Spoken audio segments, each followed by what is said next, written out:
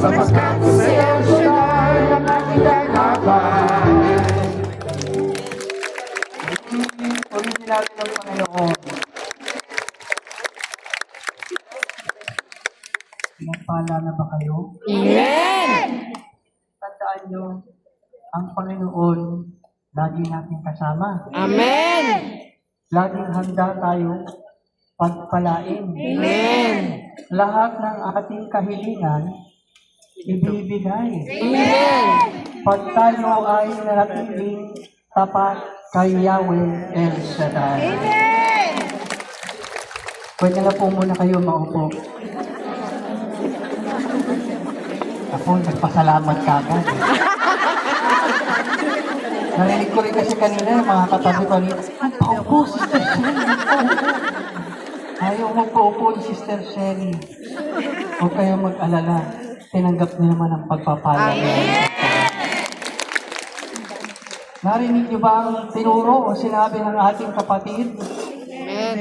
Prayerful and not fearful. Faithful and not yun. Ano ang pinipili niyo doon? Prayerful? Prayerful, hindi fearful? Faithful o doubtful? Faithful! Yan. Ngayon naman, ang ikatlo, tayo ay joyful, not sorrowful.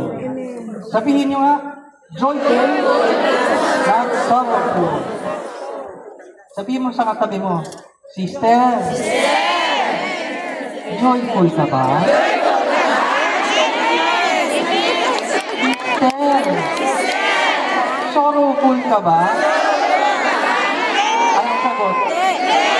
Amen. Ang nais ng ating Panginoon ay hindi tayo nananatiling malungkot. Amen! Ayaw ng ating Panginoon na tayo ay malungkot. Amen! Amen! Bakit? Bakit ayaw ng Panginoon na tayo malungkot? Kasi mahal tayo ng ating Panginoon. Ang dulot ng ating Panginoon sa atin ay laging pagmamahal, kasiyahan. Yan, lahat ng mabubuti na may isip nyo, yan ang dulot sa atin ni Yahweh El Shaddai. Amen! Ano nga ba ang joyful at ano nga ba ang sorrowful? One who is joyful is filled with gladness in their hearts. And one who is sorrowful is filled with grief or deep sadness. Pag ikaw ay nalulungkot o sorrowful, ang dami nating nararamdaman, ang dami nating naiisip. Pag sorrowful ka, yung problema mo, bumibigat. Gusto niyo ba bumibigat yung problema niyo? Pag sorrowful ka, yung mukha mo laging kulubot. Ang anak ni Yahweh El Shaddai, laging banat ang mukha. Bakit? Kasi laging masaya. Diba? Dahil ang Panginoon ay pag-ibig. At ang pag-ibig ng Panginoon na dala-dalahin natin sa araw-araw, sa bawat saglit, ay pinupuno tayo ng kagalakan. At hindi lang para sa atin yon. Pag nagagalak ka, pag joyful ka, hindi ba pinamamahagi mo rin yan sa iyong kapatid? Amen! Hindi lang sa taong gusto mo, Correct. pati sa taong, diba? Meron ba kayong mga taong inaano na,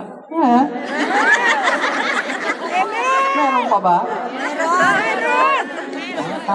Alam mo, ang mga anak ni Yahweh El Shaddai, sinusubok pa rin naman ng demonyo, di ba?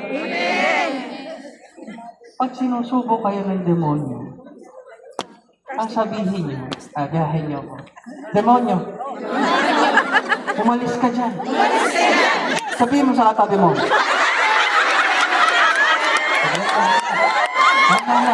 Baka mapagalitan tayo dito. Alam nyo, bilib na bilib nga ako sa inyo. Kasi dito lang sa Hong Kong, pag nagpupuri kayo, tahimik. No. Subukan nyo nga, magpalakpak na tayo sa Panginoon. Ang tahimik ng palakpak natin. Sa Manila, pag pumalakpak, habang lakas. Pero dahil inutos sa atin ng Panginoon na tayo ay maging masunurin, diba? Pag ang patakaran ay sinabi, huwag kayo masyado mag-iingay, anong gagawin nyo? Gawa kayo ng paraan para hindi masyado maingay. Pero ang pagpupuri nyo nasa loob ng puso nyo. Sinilakas ng bulkang ngayon pag pumutok. Ay, pero hindi natin papuputokin ng bulkang. Huwag na. Ano ba ang gusto nyo maging? Gusto nyo ba maging sorrowful? O gusto nyo ba maging joyful? Pakinggan natin ito. James chapter 1 verse 2 to 3 says, "Count it all joy, my brothers and sisters, when you meet trials of various kinds, for you know that the testing of your faith produces steadfastness." Narinig niyo yun? Amen.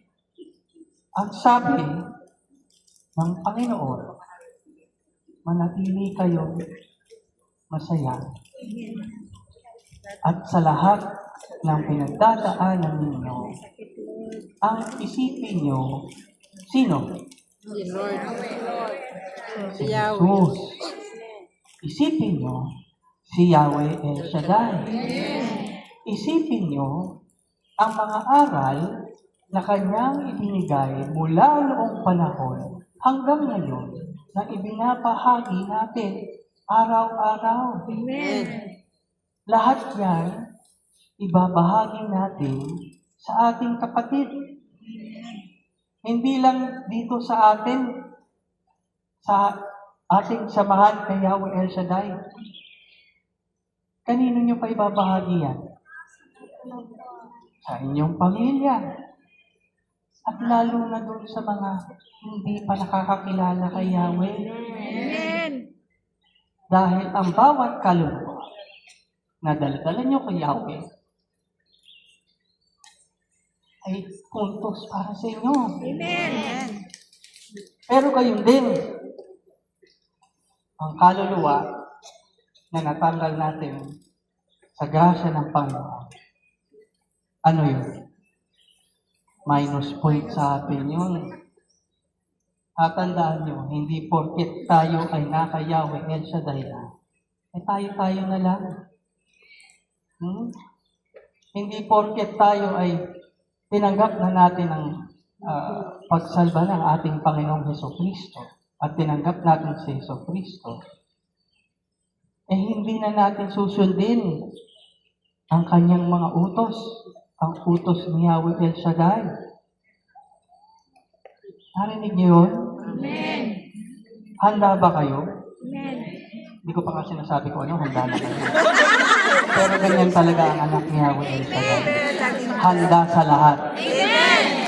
Handa sa kalungkutan.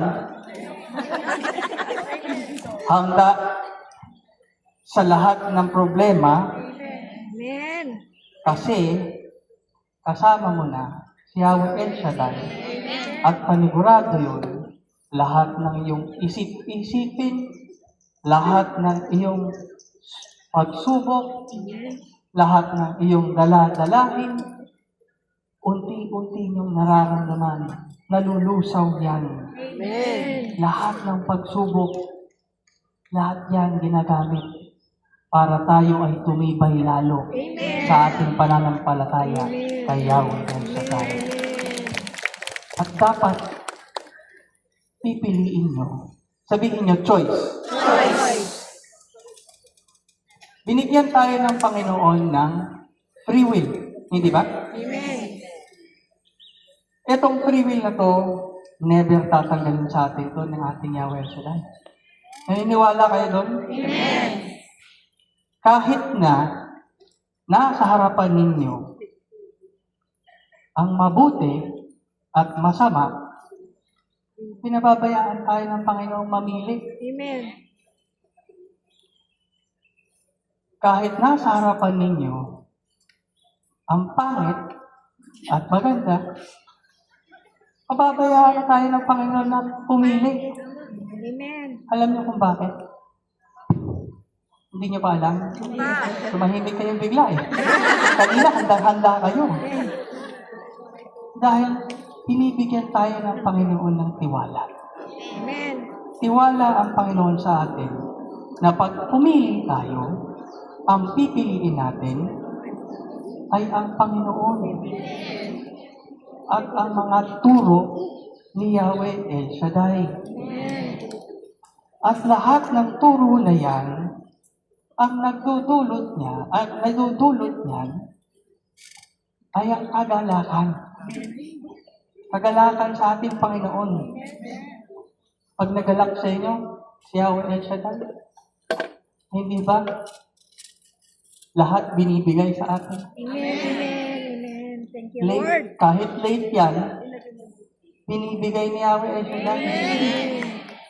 Pag ang bagay hindi ibinigay sa'yo, may ibig sabihin din yan. Amen. Ayaw ng Panginoon na papasok tayo sa kapahamakan. Amen. Amen. Kaya tatandaan nyo, who will you choose? Will you choose God or will you choose the devil? Sigurado kayo? Buti na lang, malakas yung sumunod kasi ang hina nung una, pinili niyo ang Diyos, pero God. Sino ang pinili niyo? God! Yan. Pag ang Diyos ang pinili niyo, pinagsisigawan natin sa lahat yan. Amen! Oh, hindi mo ikinatatakot kahit saan ka pumunta. Yahweh El Shaddai. Ito ako. Gamitin niyo ako. Papagamit ba kayo? Amen. Huwag sa tao, ha? Pagamit tayo kay Yahweh El Shaddai. At sigurado yan, hindi kayo pababayaan.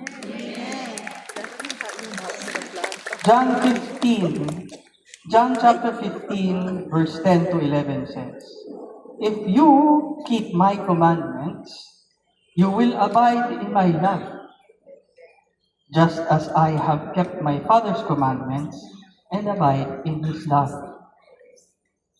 These things I have spoken to you, that my joy be in you, and that your joy may be full. Sabihin nyo nga, God is love. God is joy. Pag pinili mo ang Panginoon, pupunuin ka ng alin? Kagalakan. Amen.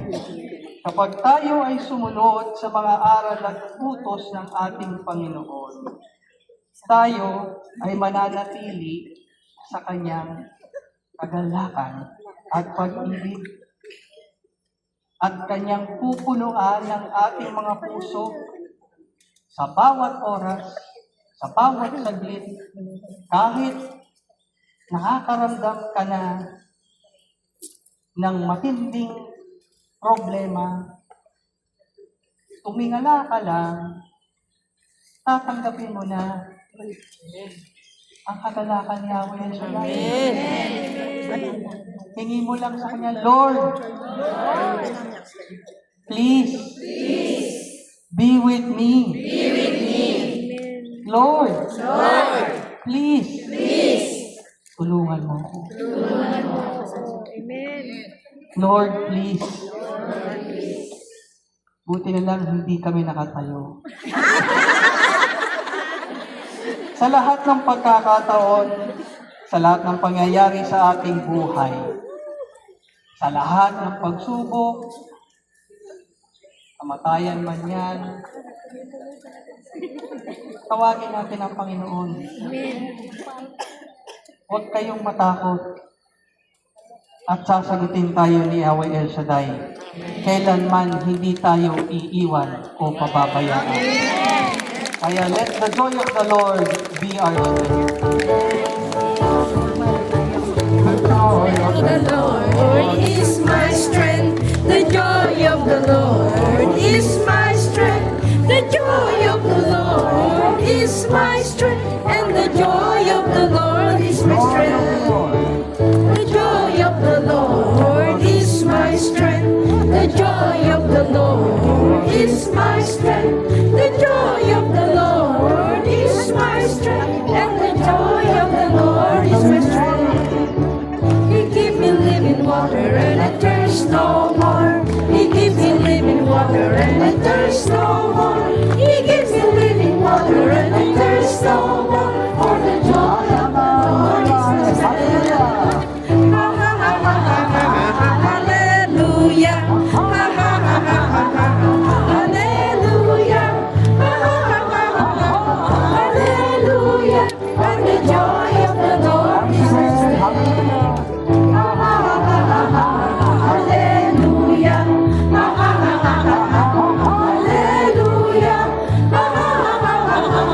Hallelujah. And the joy of the Lord is my strength. The joy of the Lord is my strength.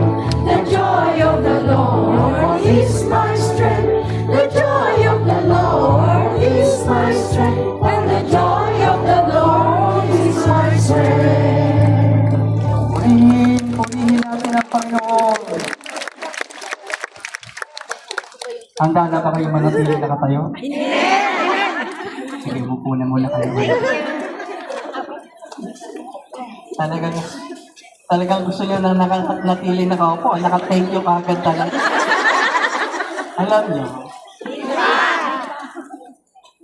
si Brother Mike, noong panahon, hindi ko alam kung inabot ninyong lahat dito yun. Noong panahon, hindi nagpapaupo si Brother Mike. Pag naririnig natin ang salita ng Panginoon, hindi tayo nanghihina. Lalo tayong lumalakas. Inaabot tayo ng madaling araw pag overnight. Yung iba tumatalon. Yung iba nakanta. Pero ang mga tinawag ng Panginoon, kahit anong araw, kahit anong oras, lively, buhay na buhay. Buhay na buhay ba kayo? Yun, tayo na. Malagutan tayo, ha? Pag tinawag ng polis, ha? Sabihin nyo, sorry na lang. Sorry ako. Number 4. Kanina, ano ang ating narinig kanina? Joyful. Not sorrowful. Ngayon, tayo naman ay truthful, not deceitful. Sabihin nyo, truthful, not deceitful. Tanong ko sa inyo, kayo ba ay naging totoo sa Panginoon? Kayo ba ay handang manatiling tapat at totoo sa Panginoon? Sure yan, ha? Walang bawian yan. Susubukan natin yan, ha? Sapagkat tayo naman ay sinusubok ng demonyo, no? Sa lahat ng oras, Sisingit at sisingit yan. Correct. Narinig niyo yun? Lalo na tayo na malapit na sa Panginoon, tinawag na tayo dito sa gawain ni Yahweh El Shaddai. Correct. Huwag kayo magtataka pag may dumarating na pagsubok. Correct. Amen. Huwag kayo magtataka kung bakit, ano ba yan? Bigla ako nagkasakit. Amen.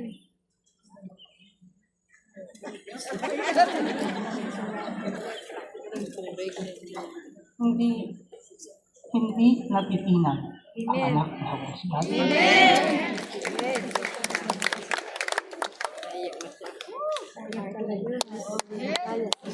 Tingnan niyo po ang ating punong lingkod ngayon. Diba? Sinusubok ang ating punong lingkod. Sino pa ba ang susubukin ng demonyo dito sa gawain na to? Kundi ang punong lingkod natin. Dahil kung ang ating punong lingkod ay humina sa pananampalataya, saan tayo mapupunta?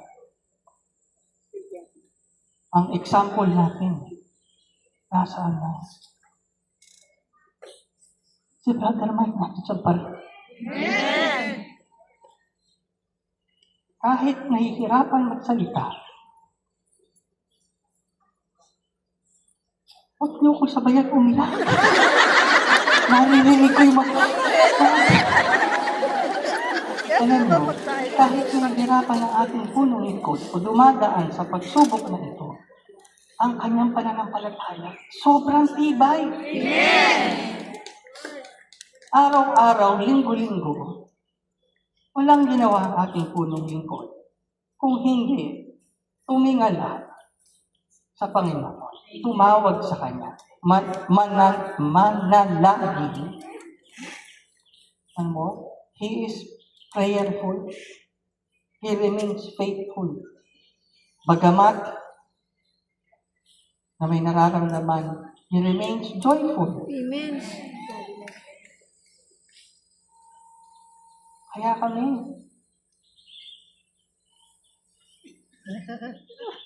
muntikan kami. Ikaw ba naman subukin ng ganyan, di ba? Panghihinaan ka ng loob. Siya hindi. Punong lingkod natin, lalo. Yung head.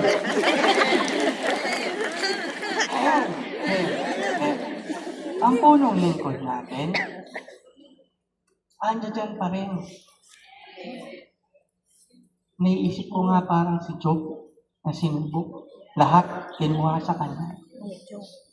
Pero nanatili siyang tapat at nananalig sa ating Panginoon. Ang ating desire, sabihin niyo desire,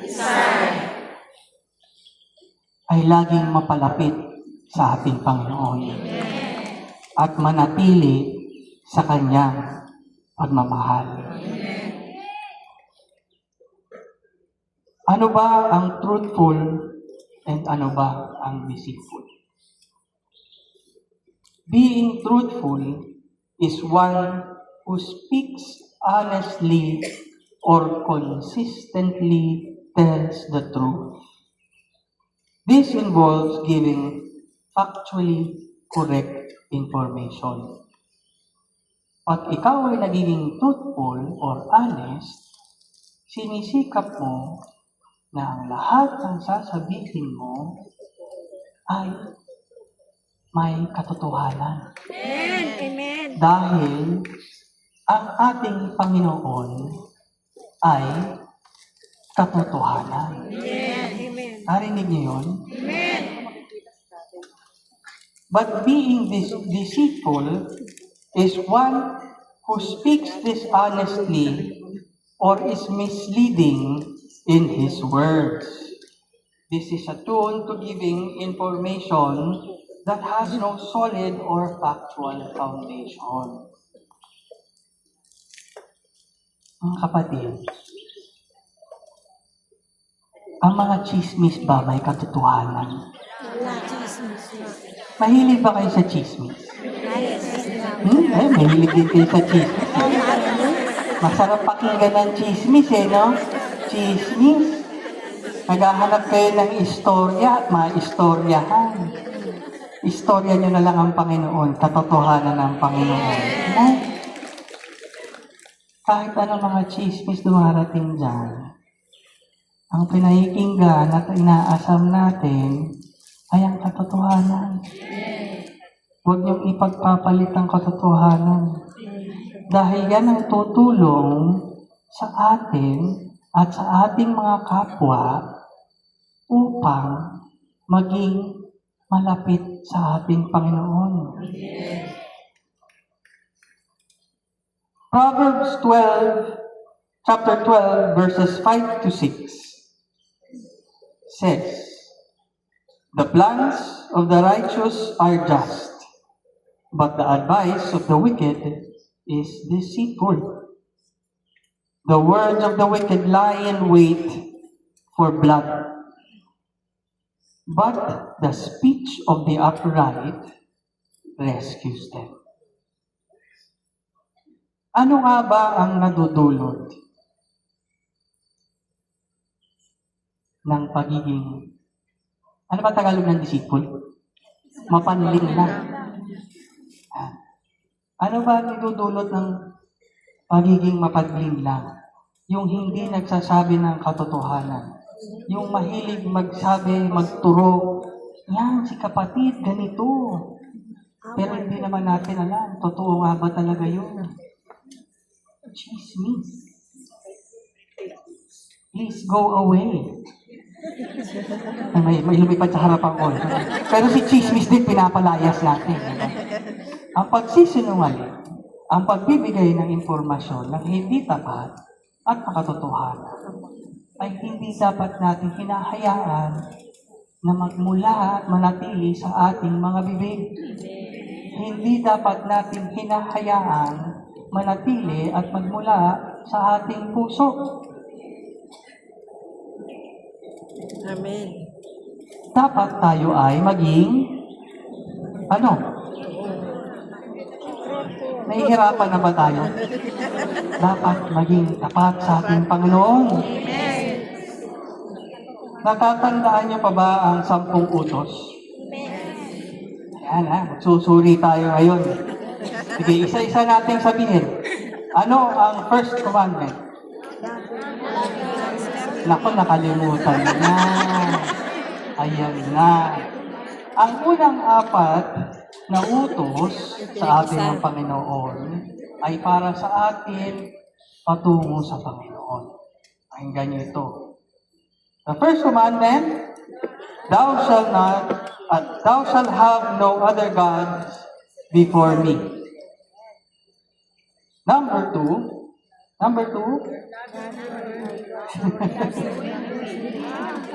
thou shalt not make idols to worship. Huwag kayong magpupuri sa kung ano pinahikinggan. Ang Panginoon lang, ating Panginoon, si Yahweh El Shaddai lang. Walang iba. Number 3, thou shalt not use the Lord's name in vain. Ano yun? Parang ganito lang yan eh. Pag sinabi mo sa, text man! Sunugin man ako ng Panginoon ngayon. Wag po tayong ganyan, ano? Hindi ninanais ng Panginoon na ganyan tayo. Bagamat tayo sinasabi sa atin ng Panginoon na tayo ay maging truthful sa lahat ng ating sinasabi at ginagawa. Number 4, thou shalt remember the Sabbath day and keep it holy. And number 5, honor your father and mother. Number 6, thou shalt not commit murder. Number 7, thou shalt not commit adultery. Yan, kasama sa chismis yan, chinichismis, di ba? Oh. Ay, narinig ako doon, ang lakas. Amen daw. Thou shall not steal. Thou shall not steal. Number 9. Thou shall not give false testimony. Ang magsisinungaling. And number 10, thou shall not covet thy wife, thy neighbor's wife. Ay, covet pala, covet.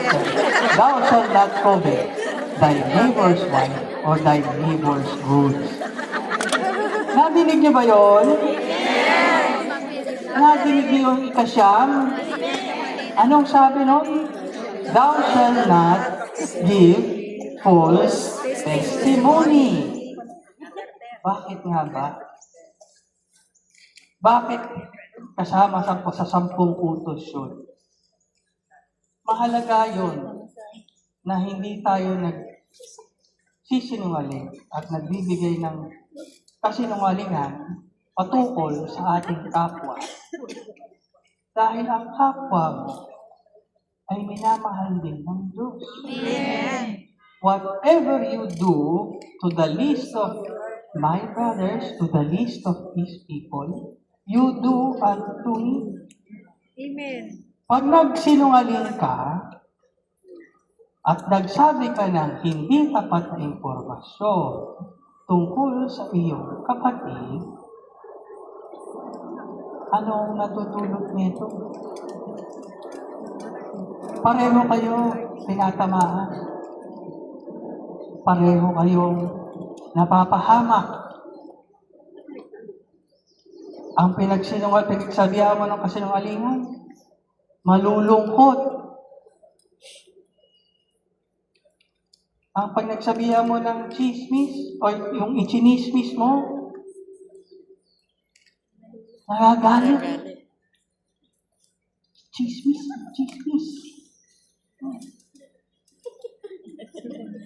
Pinakamalala niya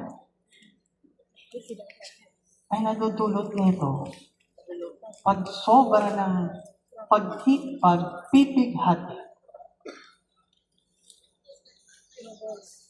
ay binabawian sila o binabawi nila ang buhay nila. Gusto ba ninyo yan para sa kapwa ninyo? Yes. Diba? Para ka na rin nagkasala ng murder pag ginawa mo yun. You pushed someone on the brink sa dulo ng kanilang sanity at sa kamatayan. Gusto niyo ba mangyari sa inyo? Parang ang hilig talaga mag-chismis. Hindi. Namamatay na ako ng microphone. Gusto niyo ba mangyari sa inyo? Hindi. Diba? Do not do unto others what you do not want others to do unto you. Amen. Ngayon, ang gagawin nyo, para tutulungan din ninyo ang kapatid ninyo. Imbis na i-chismis nyo sa iba, harapin ninyo at sabihin nyo ang katotohanan sa kanila. Nang sa gayon, sila ay mapunta rin saan? Sa katotohanan. Para kayong ano. Pag napunta sila sa katotohanan, natulungan nyo sila, mailalapit nyo sila kay Yahweh El Shaddai. Amen. Amen? So handa nga ba talaga kayo maging truthful? Not deceitful? Ako mina na naman. Mahirap ba magsabi ng katotohanan? Alam niyo kung nahihirapan kayo magsabi ng katotohanan. Example lang natin to ha. Katulad nung maliit na bagay lang. Yung mag-asawa. Tinanong ni Mrs. Baka may tamaan ha sa gila. Tinanong ni Mrs. Maganda ba ang damit ko, love? Bagay ba sa akin ang damit ko, love? Eh kaso lang, makikita mo naman, diba, ang haba-haba ng nung gitla dito. Diba? Lahat na, ipinakikita. Wala nang ano dito, wala nang anong tawag doon. Wala nang tela dito sa ilalim ng dibdib. Maganda ba yon? Hindi. Maganda. Anong sasabihin mo ngayon? Paano mo sasabihin na hindi mo sasaktan ng sister wife mo? Parang ganun din yan sa brother husband din niya. Pagbalik na rin na lang natin. Kalimutan ko, puro babae kayo dito. Papuntin lang naman nila. Lalaki kasi ako. Kaya lalaki in example ko. Pero wala pa ako asawa. Kaya hindi ko kwento ito. Ha? Baka i-chismis niyo ako, ha? Hindi wala pa ako asawa. Hindi ko kwento ito. Ayan. Ang sasabihin ni Mister, I love. Maganda naman yung suot mo. Pero alam mo, may mas maganda at bagay sa'yo. Ito, tingnan mo itong damit na to, di ba? Pag suot mo yan, kagalang-galang. Yung malabas ang iyong maniming na mata. Diba? Yung kulay mo, lumiliwanag. Sabihin sa'yo ni Mrs., bolero ka talaga. Kailan kita binola? Nung pinakasalan mo ko, hindi na mga tabinola. Pwede na ba? Kayo talaga. Ang chismis. Pakinggan natin to. Proverbs chapter 12, verses 22 and 28. The Lord detests lying lips, but He delights in people who are trustworthy. In the way of righteousness, there is life. Along that path is immortality. Narinig niyo ba yon?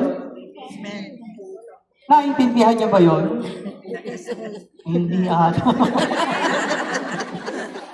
Ayaw ng Panginoon ang mapagsinungaling. Ayaw ng Panginoon ang deceitful. Kasi ito ay ugali ng demonyo. The devil comes to us to lie, to steal. Diba? Narinig niyo ba yun? Gusto ba ninyo ang pag-uugali na yun?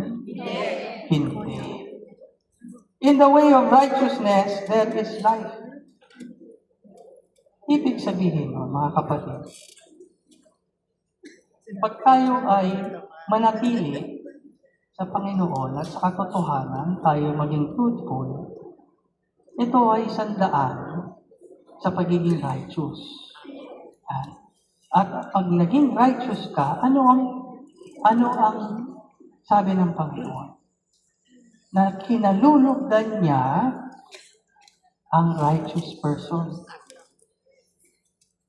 At ibinibigay niya ang mga panalangin ng righteous person. So, ano ang gusto ninyong ma-attain? Gusto ba ninyo maging righteous person? Ano? Ay, oo nga ba, nakalimutan ko. Bawal nga pala malakas. Sorry. Gusto niyo maging righteous? Ano ang daan? Maging truthful. Yeah. John chapter 17, verse 17 says, Sanctify them by the truth. Your word is truth. To sanctify is to purify. Ang salita ng Panginoon ay katotohanan. Di ba? Kaya pag kayo ay nakikinig sa salita ng Panginoon, ano nangyayari? Tayo ay nililinis. nililinis tayo. Makinig tayo sa salita ng Panginoon. Ito ang gagawin ninyo. Pag nakinig kayo sa salita ng Panginoon, 3 bagay. Isa isip, isa puso, at ano yung pangatlo? Sa gawa. Isa buhay, isa gawa. At panigurado yun, tsak yun. Amen. Ang lahat ng inyong kahilingan ay ibibigay sa inyo ng Panginoon. Ang lahat ng inyong prayer request, i-answer ng ating Amen. Panginoon. Ang lahat ng inyong karamdaman, manhid na kayo. Pagagaling kayo ng ating Panginoon. Kaya sabihin natin muli, truthful, not deceitful. Ayan. Sabihin niyo yung 4. Prayerful, Not and parang lumukso na yata tayo. Una ulit. Prayerful, not faithful, not doubtful. Number 3, joyful, not sorrowful. And number 4, truthful, not faithful. Ano ang pipiliin ninyo? Prayerful, faithful, joyful, and truthful. Amen. Amen ba? Amen. Sure na kayo dyan? Okay. And finally, Finally.